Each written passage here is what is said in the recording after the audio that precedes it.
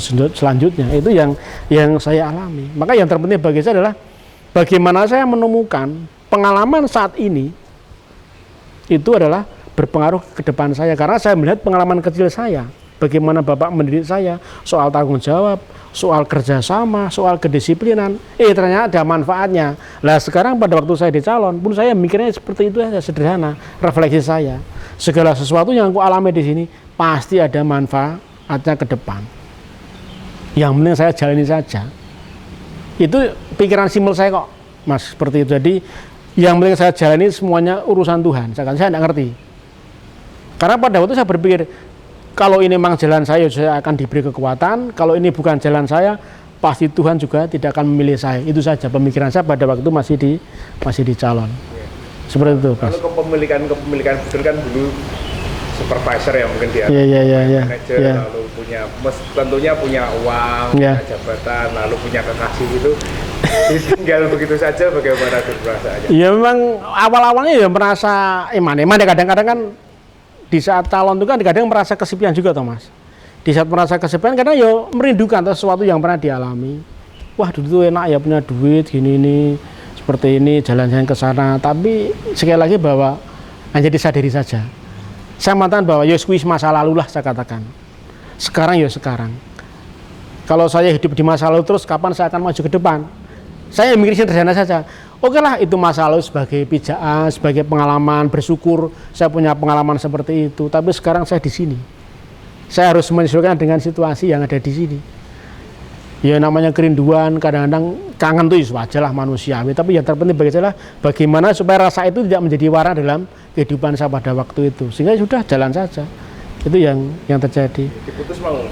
Ya puji Tuhan mau. Karena tahu tuh kan kemana kan gitu. Ya karena waktu itu suster pembimbing saya yang mengatakan, piye mau nono, ya usahlah aku piye meneh, saya katakan. Nah emang nanti ndak anu kan yo apa? Pulang lagi, saya katakan. Nah, kalau ini jalan bukan jalan saya kan, saya rasa ya wajar tuh, saya katakan. Saya hanya mikirnya sederhana, mungkin ya pikiran laki-laki ya, simbol toh, tapi kan tidak seperti pikiran perempuan yang pakai perasaan terlalu ribet ya. Mungkin karena laki-laki makanya mikirnya seluruh saja gitu loh. Seperti itu yang terjadi. Lalu setelah menjadi leader, ya, itu riwayat karyanya seperti apa? Saya tuh cukup, saya melihatnya satu unik, Mas. Karena saya kan kuliah waktu itu, saya kan disuruh kuliah ke STPM, DAPMD itu ya, Mas ya. Itu sekolah di Jogja itu Sekolah Tinggi Pembangunan Masyarakat Desa. Nah ya di Bajiro itu banyak kan yang sekolah di situ kan calon-calon camat, calon bupati di situ tuh. Saya suruh sekolah ke sana. Terus setelah lulus, tugas saya kan di asrama, di Vanlit pertama. Kemudian yang dipindah ke percetaan. Jadi di percetaan saya mulai tahun 2002 sampai kemarin 2019, 17 tahun. Jadi ini riwayat karya yang cukup panjang. Jadi di mana saya tidak punya pengalaman sama sekali dalam dunia pendidikan ya, dalam bidang wirausaha atau pendidikan saya soal ekonomi juga tidak. Tapi waktu itu saya diberi tugas, pokoknya kamu tugas di percetaan. Ya pada waktu saya dibenturkan pada situasi dan kondisi percetaan pada waktu itu. Pada waktu saya dengan Buder Leo. Waduh, ki kepiye saya katakan begitu. Percetaan kok ndak ada apa-apa. Mesin cuma ada mesin kecil satu, mesin toko gitu. Harus gaji karyawan, harus gaji pensiunan, li kepiye saya katakan. Solusinya bagaimana? Kalau saya di dunia pendidikan, saya bisa tanya dengan sama Buder saya toh. Sama-sama pengalaman sebagai pendidik, sebagai kepala sekolah, enak toh. Nah di sini saya mau sharing dengan siapa? Padahal ini situasi yang harus segera dipecahkan solusinya toh. Karena soal masalah penghasilan toh masalahnya. Ini yang pada waktu cukup menyita pikiran saya dan hati saya. Terus satu hal yang menguatkan saya itu, saya tuh selalu membawa doa setiap hal-hal yang terlebih yang namanya suatu masalah yang menjadi pergulatan saya bawa dalam doa saja. Jadi Tuhan, yang menghendaki aku hadir di sana kan Engkau. Maka aku percaya pasti Engkau memberi jalan. Makanya yang penting beri aku kekuatan dan beri aku jalan. Karena karya ini juga engkau yang berkehendak. Pasti engkau ngasih jalan. Itu saja yang menjadi penghiburan bagi saya. Karena apa? Karena di saat saya curhat sama buder saya, kadang-kadang tidak nyambung toh. Karena berbeda dunianya toh. Dunia pendidikan seperti itu, ini dunia bisnis seperti itu. Ini yang kadang-kadang tidak nyambung. Maka dengan pengalaman itu justru itu membangkitkan semangat dalam diri saya. Saya harus belajar ke pihak-pihak lain yang bisa saya tanyai. Saya tanya-tanya ke teman-teman percetaan di Jogja. Saya mulai ngangsu ilmu di sana saja. Saya ikut seminar-seminar bisnis di Jakarta, di Bali, pokoknya di Semarang yang untuk mengasah itu. Karena saya juga mikirnya waktu itu spontan, aku ki arep dadi buder karepe ming sembahyang kok malah saya kon ngurus usaha. Harus mikir untung rugi, harus mikir soal macam-macam hal. Padahal itu semua tidak saya miliki. Pengalamanku hanya pengalaman sebagai seorang penjual. Ini kan berbeda sungguh. Maka ya udahlah sekatan. Terus yang menguatkan bagi saya juga, oke lah, aku di sini karena ada karyawan, karena ada pensiunan. Dia masih mengharapkan ada penghasilan dari tempat ini. Itu yang menguatkan saya. Jadi kalau ditanya soal kedagingan manusiawi, kalau disuruh memilih tidak di sana, Mas. Rekoso ya. Karena mengapa saya memilih rekoso? Semuanya harus belajar sendiri. Bertanya juga apa yang dengan siapa. Dengan Budelio juga hanya sebagian saja. Tapi pengalaman-pengalaman yang lain, bagaimana membangun relasi dengan orang percetaan, bagaimana menghitung-hitung, bagaimana itu kan harus belajar. Boleh dikatakan ya belajar sendiri dengan teman-teman yang ada itu. Ini yang bagi saya menjadi suatu tantangan-tantangan yang pada waktu tidak mudah karena harus istilah ya babat alas. Ini yang terjadi. Maka pengalaman kecil itu bagi saya sangat menguatkan. Jadi Bapak dulu selalu melatih ojo menyerah, abot lakoni. Maka ya ini menjadi pemantik bagi saya. Kalau dulu saya bisa menjalani tahapan seperti itu, saya pasti bisa. Karena Tuhan, bukan karena saya. Akhirnya dalam proses ya sudah. Awalnya ya saya kemana-mana ngorder, Mas. Wih, aku main gawean lawas meneh, saya katakan. Hanya bekerja lama lagi. Ngorder kemana-mana, Mas, naik motor, kudanan kepanasan, kadang ya kudanan mampir nang toko itu ya dadi betru kaya ngene. Ini kan pergulatan. Ya ta? Wah, aku dadi betru kosor-kosor dhewe, liyane-liyane do turu aku nang sing mendlino ngene kudanan kepanasan ngorder naik motor. Ini kan kadang-kadang menjadi protes manusiawi saya toh. Buat apa saya katakan? Kadang kan begitu dalam kejenuhan toh. Kudu mikir gajian, kudu mikir sirkulasi, kudu mikir perputaran, kudu mikir cash flow, macam-macam yang sebagai seorang mereka tidak pernah berpikir. Tapi harus berpikir. Sesuk kudu gaji karyawan, sesuk kudu nyarutan bahan-bahan baku macam-macam. Ini kan udah mulai berpikir di penuh toh. Ya nek jenuh terus di jalan terus keleran ya seperti sekarang ya. Salah-salah naik motor toh. Sambil merenung duduk di pinggir toko kepiye kaya ngene. Tapi selagi pada waktu saya mengatakan bahwa aku berjuang bukan untuk diriku, saya katakan. Kedulu aku usaha keras kerja macam kan kebanyak untukku, untuk kepuasanku gitu, hasilnya untukku. Nah sekarang kan enggak, ini yang bagi saya menjadi ini nilai-nilai yang lain. Jadi aku susah, aku rekoso, aku berkorban itu bukan untukku, tapi untuk karyawan-karyawan. Untuk pensiunan, itu yang bagi saya menjadi ini suatu penggerak yang boleh dikatakan api yang menjadi senantiasa tidak pernah padam. Kalau saya renungkan dalam perkataan dan renungan bernada bahwa sebagai seorang budak itu harus menjadi seorang yang memang demi keselamatan jiwa sesama. Nah ini saya katakan nilai lebihnya di sini, nilai plusnya, nilai yang lain di sini. Makanya aku berjuang, aku menderita ya sudahlah. Ini bukan untuk saya, kalau saya katakan, ini untuk karya, untuk kongregasi, untuk karyawan. Ini yang bagi saya menjadi pemicu yang akhirnya terus-menerus membuahkan semangat. Jadi penghiburan yang gak terima, kalau dulu tuh hanya uang toh, uang penghargaan, penghormatan. Sekarang berbeda. Lalu kadang saya tuh kepengen ngorder waktu itu ya. Oh buder kok ngorder? Ya kadang dengan suster aja begitu, kadang sama budernya ada yang awam. Itu kadang kan kalau dalam kondisi apa ya sakit loh dunia kayak ngomong kuwi. Ora patut buder kok ngorder, buder kok mikir duit. Wes macam-macam komentarnya. Tapi ya itu saya telan, itu pil pahit saya katakan, itu jamu saya katakan. Karena di saat saya menerima hal-hal negatif seperti itu, ya saya hanya mengatakan bahwa motivasiku jadi bener apa? Bahwa hidupku karena dulu katakan kamu untuk mau menyediakan hidup untuk orang lain, ya sudah. Terus sekarang Yesus itu yang saya ikuti, saya katakan dia juga menderita karena untuk orang lain, untuk keselamatan orang lain, bukan untuk dirinya. Nek dia memilih untuk dirinya pasti seperti doa di Taman Getsemani, saya katakan. Jika mungkin cawan ini berlalu padaku. Lu enak nang surga to, Mas? Ngopo enggak mendono donya weruh manusa-manusa kampret kabeh. Ya itu.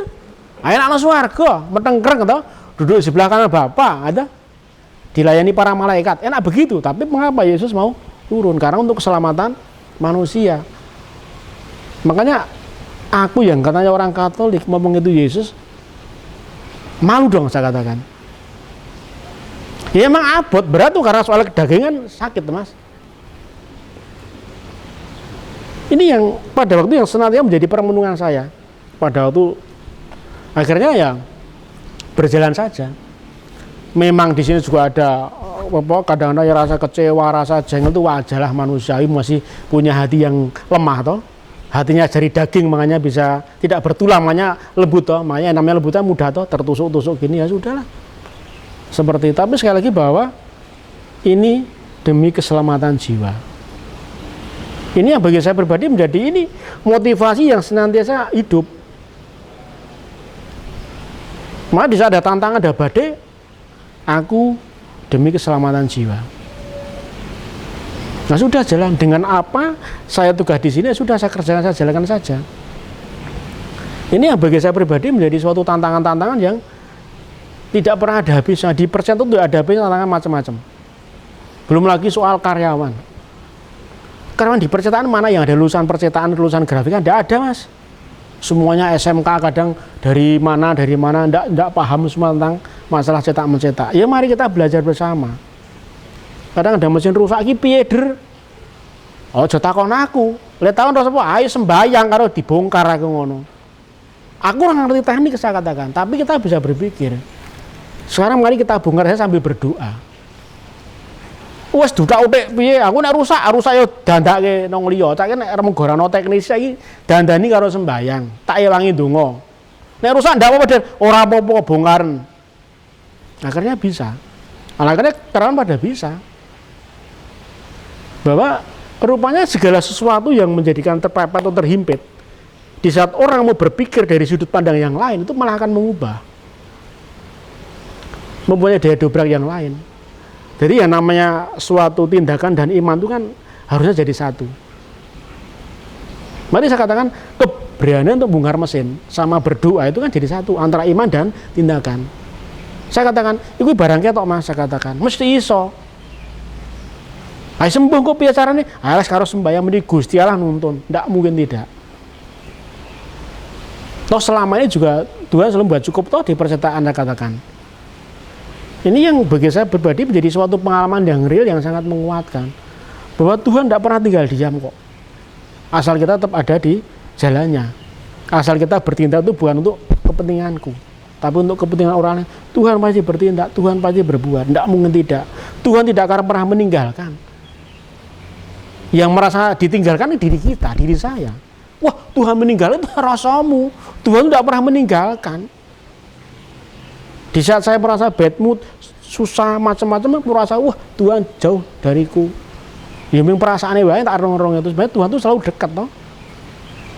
Kadang-kadang kalau saya renungkan bahwa di saat merasa perasaan jauh dari Tuhan itu tak karena apa? Karena saya terlalu fokus pada masalah saya. Tak renung-renungkan. Karena saya, perhatian saya, pikiran saya, hati saya tercurah pada masalah saya, akhirnya lupa bahwa ada Tuhan yang senantiasa menyediakan dirinya untuk membantu masalah itu, membantu menyediakan jalan. Maka di kitab Yakobus juga dikatakan, siapakah kamu dalam perencanaanmu kamu tidak melibatkan Tuhan? Oh, besok mau begini, mau begitu. Itu kan pikiran manusia, tapi semuanya ada di dalam kendali Tuhan. Maka yang membuat saya bersyukur bahwa saya mengalami dan merasakan Tuhan selalu ada. Tuhan tidak pernah meninggalkan saya. Bahwa Tuhan selalu berbuat tepat pada saatnya. Tapi Tuhan tidak pernah memperlambat segala sesuatu yang terjadi. Tetapi Tuhan bertindak tepat pada saatnya. Ini yang saya rasakan di pengalaman di percintaan. Dan akhirnya ya puji Tuhan. Selama saya di sana tidak pernah rugi. Tetap ada keuntungan terus. Padahal di Muntilan tuh apa sih, coba kotanya kecil tuh. Makelar cetak banyak. Tapi tetap pelan tapi pasti tetap ada pertumbuhan, perkembangan. Itu yang saya syukuri. Maka ini yang menguatkan bagi saya bahwa sesusah apapun, seberat apapun tantangannya, asal aku mau melibatkan Tuhan, pasti ada jalan. Memang terkadang jalannya tidak sesuai dengan apa yang kuinginkan. Itu seperti itu. Karena apa? Karena aku itu hanya tahu apa yang kuminta. Tetapi tidak tahu yang terbaik untuk aku dan untuk karya, untuk sesama. Tetapi Tuhan tahu yang terbaik. Ini yang saya selalu renungkan dan saya selalu amini. Ibarat anak kecil yang minta pada orang tuanya. Anak kecil kan taunya hanya meminta. Gitu? Tidak tahu apakah itu terbaik untuk dirinya, enggak tahu toh. Belum saatnya naik motor, misalnya minta motor. Bapaknya, orang tuanya bijaksana toh. Tidak mungkin memberikan motor. Sama seperti Tuhan maha bijaksana. Taunya aku hanya meminta, aku tidak tahu yang terbaik untuk aku. Tetapi Tuhan pasti akan mengabulkan karena Dia tahu yang terbaik. Makanya sudah, jalan saja dengan berbagai macam tantangan yang ada. Ini yang terjadi seperti itu. Jadi akhirnya kan rasa rendah diri, wah dadi bodho kok malah dadi sales, akhirnya terabaikan. Ngoder ke sana ditolak, ngoder ke sana ditolak, ya sudahlah, saya katakan belum rezekinya. Ini yang bagi saya, malah saya semakin ditempa. Dan pengalaman saya bekerja sebagai seorang penjual, rupanya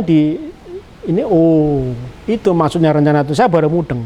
Ini itu maksudnya Tuhan. Mengapa saya ditugaskan di percetaan dengan dulu pengalaman sebagai seorang penjual dan macam-macam. Mengapa dulu saya pengalaman waktu kecil bapak kalau mendidik saya seperti itu. Oh ini toh. Lah kalau dulu saya serba sudah difasilitasi, saya nyamperkan begitu. Kalau dulu semuanya sudah ada, disediakan sama orang tua gini-gini, tidak pernah diizinkan untuk menderita, aku pasti tidak kuat.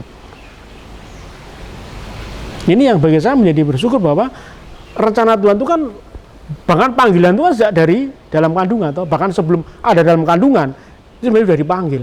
Ini saya semakin menemukan realitanya seperti itu. Ini yang terjadi. Terus juga saya itu kan mulai tahun 2003 itu kan juga mulai mendoakan orang-orang ya Mas, mendoakan orang-orang sakit kebanyakan. Nah sudah, saya jalani saja. Awalnya juga ya namanya ada pro dan kontra itu wajar ya di lingkungan para Buddha sendiri. Oh udah diburuk kok, udah didukun ya macam-macam toh, udah diburuk kok, udah di paranormal macam-macam. Nah sudah, namanya pandangan orang. Meskipun pada waktu ya rasanya ya sakit. Aku kok atau udah dukun ya, atau di paranormal ya, aku yang mendoakan orang ya.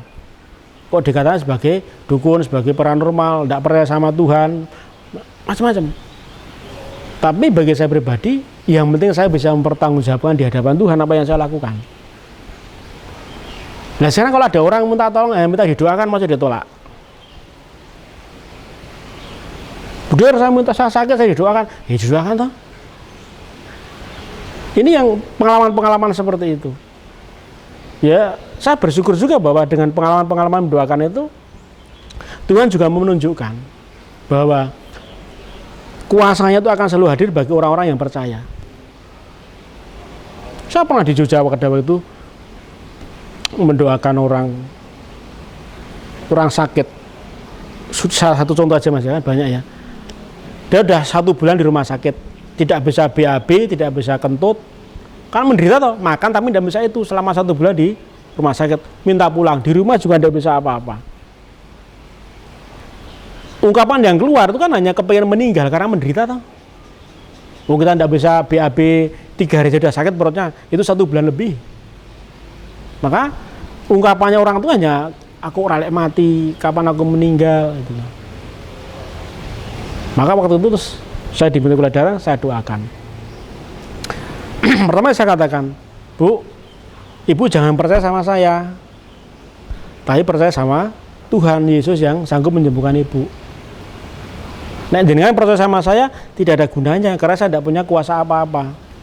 Ya Der, udah, kita mulai doa. Saya doakan ibu itu, intinya dalam nama Yesus memohon kesembuhan. Kemudian saya teruskan dengan doa darah Yesus berkuasa, diulang-ulang, darah Yesus berkuasa, darah Yesus berkuasa. Ibu itu mulai bisa duduk. Doa lagi terus, mulai bisa melangkah. Doa lagi terus, mulai bisa jalan. Doa lagi terus bisa BAB. Doa terus sembuh.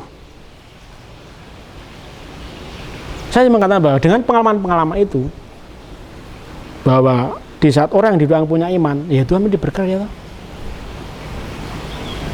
Dan pengalaman-pengalaman mendoakan sampai sekarang itu kan jujur ya, banyak tawaran-tawaran Mas. Tawaran-tawaran yang berupa ya namanya materi itu kan banyak sekali ya. Namanya uang, namanya ada orang juga dulu mau beri tanah, mau memberi rumah, macam-macam. Tapi saya lagi bahwa itu bukan yang saya cari.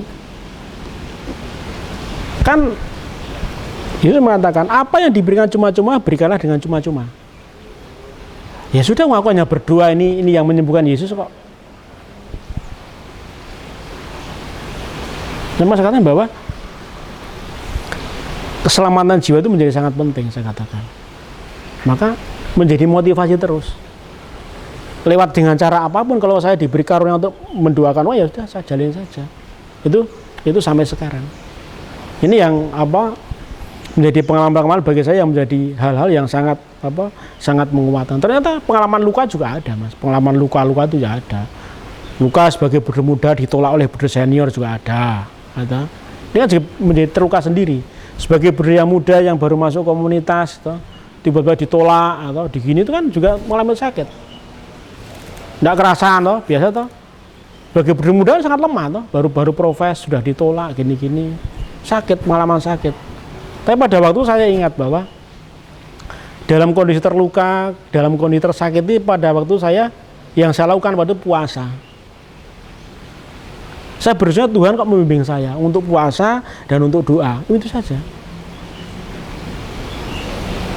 Jadi rupanya dengan pengalaman-pengalaman yang memberatkan itu juga Tuhan mendidik saya supaya aku lebih mengolah, Mas. Dan supaya dengan pengalaman itu saya juga harus semakin mendekatkan diri pada Tuhan. Setelah saya renungkan, ya itu kan juga yang dilakukan Yesus. Di saat Yesus besok mau disalib, dia tahu persis bagaimana dia besok disalib, bagaimana dia besok meninggal. Yang dilakukan Yesus apa? Berdoa toh, mendekati Bapaknya toh. Orang malah jil-jilan rene toh. Saya bergusnya di situ bahwa Tuhan menunjukkan apa yang harus aku lakukan. Orang malah bingungi rono rene kan enggak. Saya merasa saya harus berpuasa, saya harus berdoa. Ya sudah, itu saya jalani. Akhirnya diberi kekuatan. Makanya saya bersyukur banget bahwa saya boleh mengenal Yesus, saya boleh mengikuti Yesus, itu saya bersyukur, saya renungan. Karena dia Tuhan yang nyata kok. Tuhan yang bisa dikabai kok. Bahwa segala sesuatu yang aku jalani sekarang, itu kan sebenarnya dalam tanda petik Yesus sudah mengalami. Soal ditolak, atau soal menderita, soal berpihak pada yang miskin, soal hidup untuk keselamatan orang lain, itu Yesus sudah menjalani semua. Dan Yesus juga mengatakan hal-hal yang nanti bisa menjerumuskan manusia. Godaan-godaan pada waktu di padang gurun itu kan godaan manusia sampai sekarang. Itu soal kelaparan, suruh mengubah batu jadi roti. Itu soal harga diri, suruh menjatuhkan dari hubungan bait Allah kalau kamu jatuhkan nanti malaikatmu akan menantang kamu. Harta dunia dan segala isinya itu akan kuberikan kalau barang kepada siapa yang menyembah, kan gitu. Manusia jatuh kan di situ, Mas. Maka di saat saya tadi misalnya saya berdoakan banyak orang nawarin macam-macam, itu bisa menjatuhkan saya. Loh, karena kadang orang memberi duit itu banyak loh, Mas, tapi saya tidak mau. Saya katakan berikan ke gereja. Nek kedagingan milih duit itu. Ada juga yang memberi mobil, ada. Memberi rumah, ada. Memberi tanah, ada. Enggak. Saya tidak mau mencobai diri saya sendiri. Karena kan lemah daging itu, Mas. Nanti Bapak saya terima gini, coba gimana? Lebih baik free. Yesus kan juga tidak cari upah, Mas.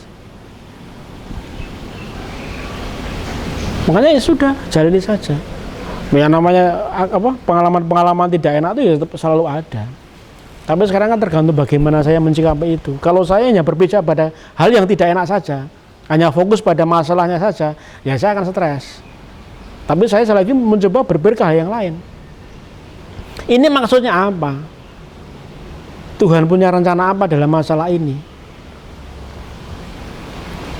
Karena saya menyadari bahwa titik tolak panggilan saya kan dari Tuhan.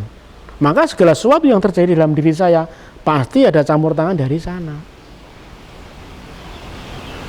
Saya remulkan, lah wong Yesus yang putra Bapak, yang putranya tunggal aja diizinkan menderita kok. Bahkan sampai harus seperti itu kehilangan nyawa kok. Bapak mengizinkan kok. Dagingnya Yesus diajur-ajuri saja Bapak mengizinkan kok. Iya Mas. Nah kalau hanya menderita seperti ini kan belum apa-apanya. Katanya mau mengikuti Yesus. Itu yang selalu saya tangan dalam diri saya. Tantangan seberat apapun itu belum ada apa-apanya dengan apa yang dialami oleh Yesus. Ini yang bagi saya sangat menguatkan. Makanya pengalaman-pengalaman yang pahit itu justru malah bagi saya sangat menguatkan akhirnya. Jadi ibarat orang mau berlari 100 kilo kan harus berlatih tuh Mas. Dari lari 1 kilo, 2 kilo, 3 kilo sampai akhirnya kuat menjalani 100 kilo. Sama seperti Yesus, dia harus menderita memanggul kayu salib, makanya dia jadi anak tukang kayu toh. Udah biasa tuh, bangun naik bukit turun bukit, manggul kayu sambil rekoso, biasa Yesus. Makanya saat menjadi kayu salib, ayo kuat. Arep dicambui seperti apa? Kuat, fisiknya udah kuat kok. Makanya saya katakan proses panggilan itu dimulai dari keluarga, tidak bisa instan.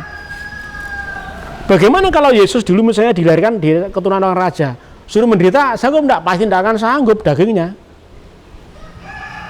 Tapi karena Yesus dilahirkan oleh Maria, oleh keluarga sederhana dan miskin, dan bekerja keras, maka dia secara fisik pun juga kuat. Maka dia sangat peduli pada orang miskin dan menderita, karena lingkungannya kan begitu. Ya namanya anak tukang kayu itu malah sih Mas. Tukang kayu desa pada waktu itu ya, nggak ada yang kaya toh.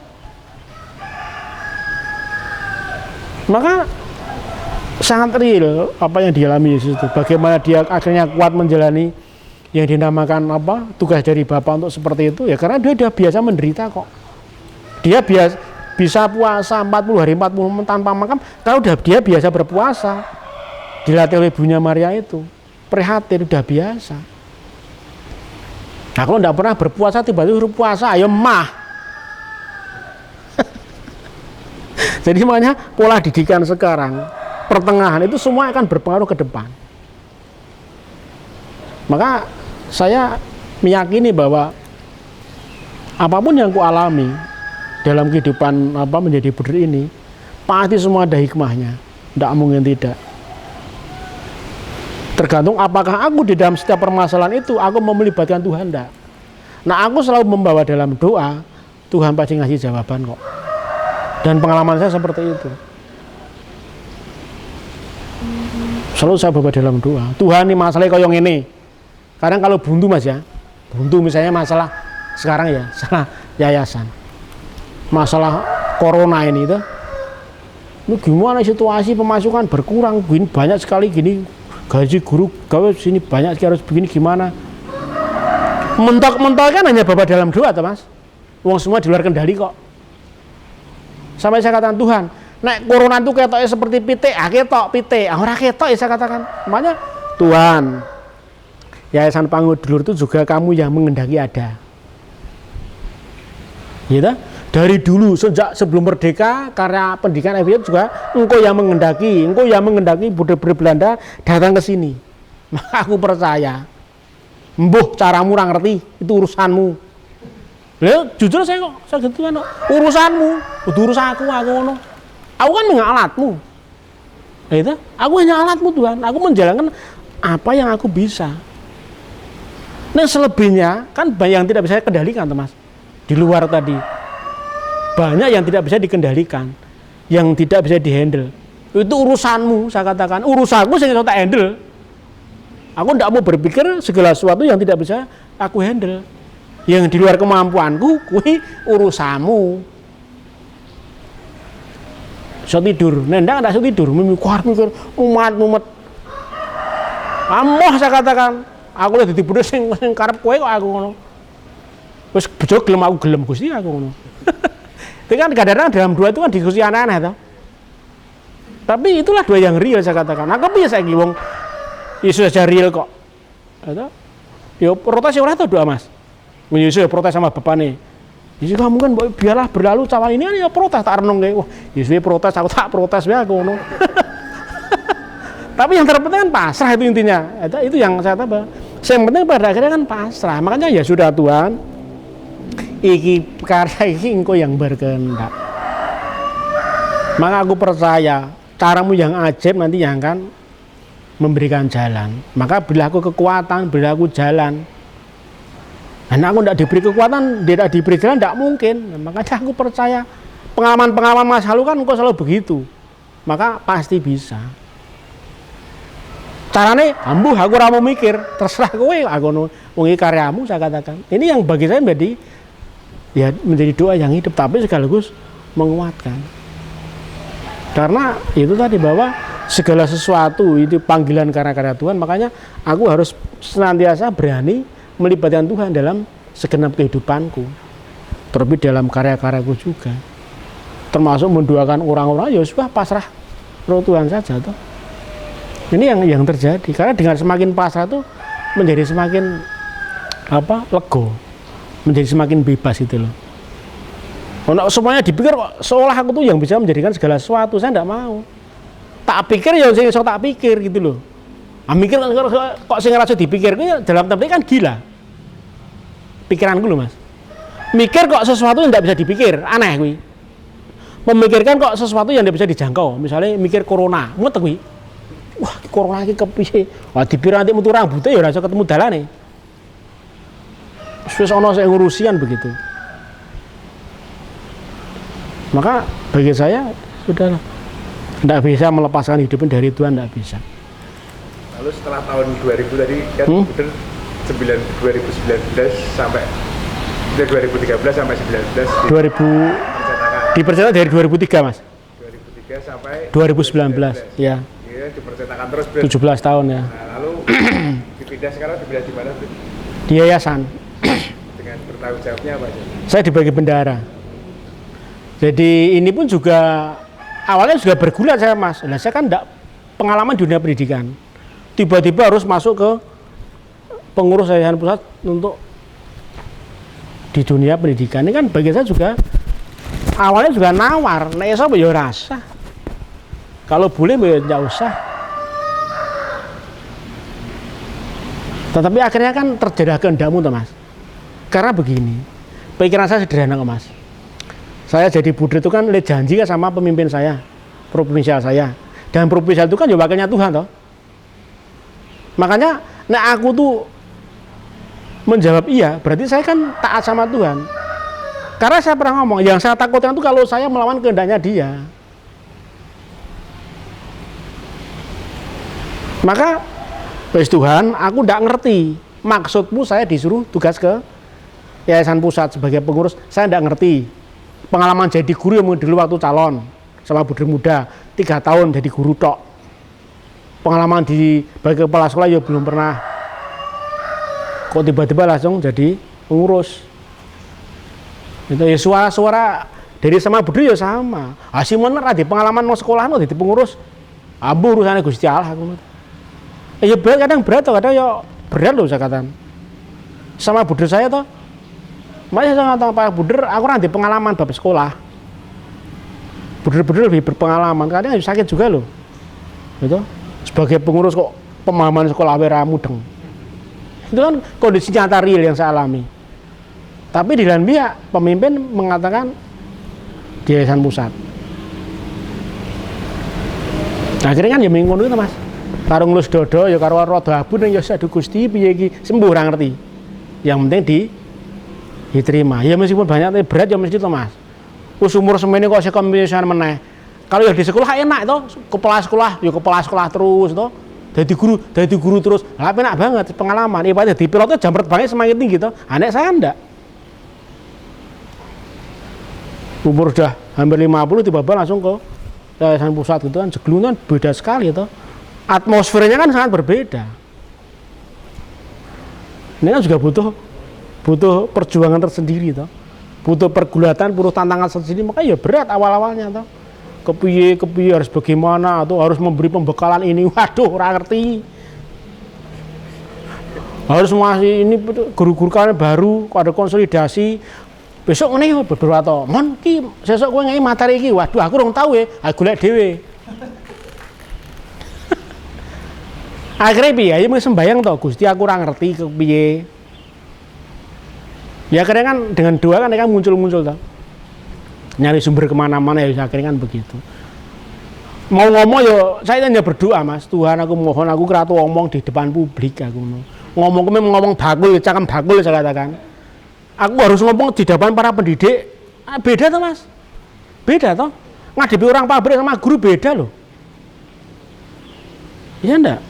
Beda, ngomongnya sebagai orang pendidik kan harus sopan gini-gini, anek di depan pabrik kan tas, ayo A, B, abang-abang hijau-hijau, sebagai pendidik kan enggak. Nah ini loh yang banyak kan virus, makanya aku berdoa, Tuhan jangan sampai mulut tuh ngomong, itu bukan karena kehendakmu. Gitu, takut menyakiti loh. Ya enggak, karena saya udah biasa ngomong apa adanya gitu loh, nong percetaan. Nejo, nah abang-abang ini kan enggak, atau? Misalnya negur harusnya kamu gini aja kan enggak bisa langsung. Karena sebagai pendidik loh, beda toh. Nong pabrik kan gampang, wah sini produk elek piye itu hitungan cetok, hitungan matematika semua. Nong ini kan enggak. Ini yang kadang menjadi beban di sini, kadang tidak sabar itu loh. Kudunya ini kok ora tekan-tekan aku loh gitu. Tapi kan, aduh minta kesabaran terus kepikiran gitu. Ini yang bagi saya menjadi pergulatan juga. Bahwa pergulatan tidak pernah akan habis Mas. Yang tak alami begitu, tantangan tidak pernah akan habis. Tapi justru inilah yang namanya hidup. Kalau semua tidak ada tantangan slow saja, aduh hidup ini kepiye saya katakan. Ini yang saya alami. Dia kan juga banyak mengalami keterkejutan, Mas. Banyak mengalami keterkejutan saya sebagai bendahara. Kok do gampang banget ngejok duit itu dal aku. Aku biar duit itu tak hitung dari per lembar kertas untungnya berapa loh.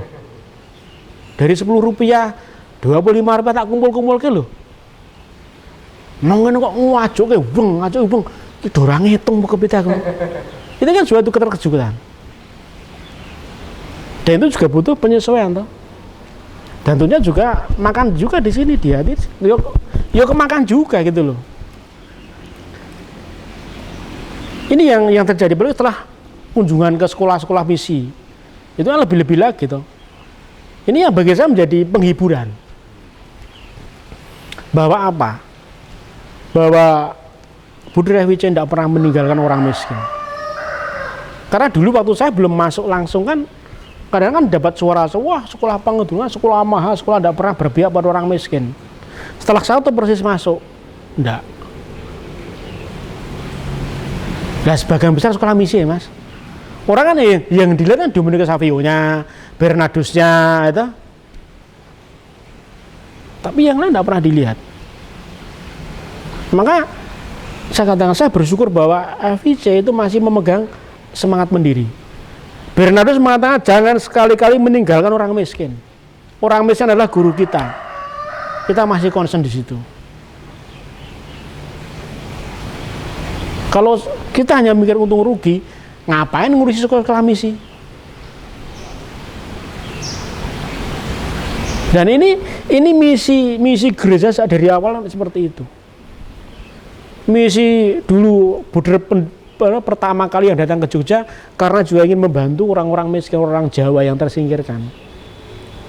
pada waktu masih dijajah waktu itu. Dan sampai sekarang kita masih concern ke situ. Maka di saat ada informasi sekolah-sekolah misi yang kurang murid gini-gini, tetap kita upayakan bagaimana supaya itu masih hidup. Karena di sana hadir gereja hadir, di sana wajah Kristus hadir. Ini yang bagi saya menguatkan, menghibur juga. Akhirnya kan saya menjadi ingat, wah iya, podo seperti gereja perdana kan mas. Mereka mengumpulkan hartanya, harta miliknya, ya, kemudian dibagikan sesuai dengan kebutuhannya, kan sama sekarang. Sekolah-sekolah yang mampu dikumpulkan duitnya, ya, dibagikan kepada sekolah-sekolah yang tidak mampu supaya mereka juga sejahtera. Karena apa? Hak pendidikan kan semuanya memiliki hak untuk sekolah, termasuk sekolah-sekolah misi itu. Ini yang bagi saya menguatkan bahwa sampai sekarang FWC hadir ternyata juga masih tidak pernah luntur karena soal tantangan. Bahkan pendiri mengatakan bagaimanapun keadaan diri kita, jangan pernah meninggalkan orang miskin. Makanya apa yang kita hasilkan di sekolah ya tetap kita kembalikan ke sekolah. Ini yang bagi saya pribadi berkait di Bangun itu ya ada kekuatan, ada penghiburan, ada tangan dan macam-macam. Tapi kan itu kan sesuatu hal yang bagi saya pribadi sangat menguatkan bahwa misi FW itu masih real sampai sekarang, masih real sampai sekarang lewat karya utama pendidikan ini. Jadi bahkan kami juga Budha Martin juga sebagai ketua yayasan juga sering mengatakan bahwa jangan sampai anak-anak yang tidak mampu atau hanya untuk keluar karena tidak mampu bayar sekolah, jangan sampai. Harus kita usahakan. Makanya saya bersyukurnya bahwa kita punya komitmen gitu loh untuk itu. Ya kalau kita hanya melihatnya di sini ya wah kelihatannya ya wah hebat-hebat ya, setelah masuk ke sekolah misi coba Kalimantan, Matra itu ya wah ya itu seperti itu. Jadi bagi saya pribadi yang namanya mengusahakan keselamatan jiwa orang itu memang sangat luar biasa. Kan ini bagian perjuangan itu mas. Dengan memberi bekal pendidikan yang baik. Ini maka harapannya kan semangat ini kan juga tertular semua. Toh. Bahwa kalau saya misalnya kalau guru karyawan saya bertugas di sekolah-sekolah yang biasa berjuang keras juga untuk kehidupan bagi sekolah-sekolah yang misi itu. Ini yang bagi saya pribadi menjadi sesuatu yang wah ini tetap luar biasa ini. Dan kami kan pengelolanya kan juga terpusat mas. Sehingga tidak ada yang merasa aku terpinggirkan, enggak. Karena terpusat semuanya. Yang kuat menopang yang lemah itu kan kehidupan gereja sebenarnya seperti itu. Seperti itu mas. Dan sebagai bendahara kan sangat dekat dengan keuangan. Iya. Punya ada spiritualitas untuk menjaga aset, nggak hanya aset sebagai pengurus yayasan ya panggung luhur, tapi aset kan betul FIC secara keseluruhan provinsi Indonesia. Lalu bagaimana Budon ini mengupayakan tentunya dari kecil ya Budon demi setiti dengan keuangan itu sangat itu. Tapi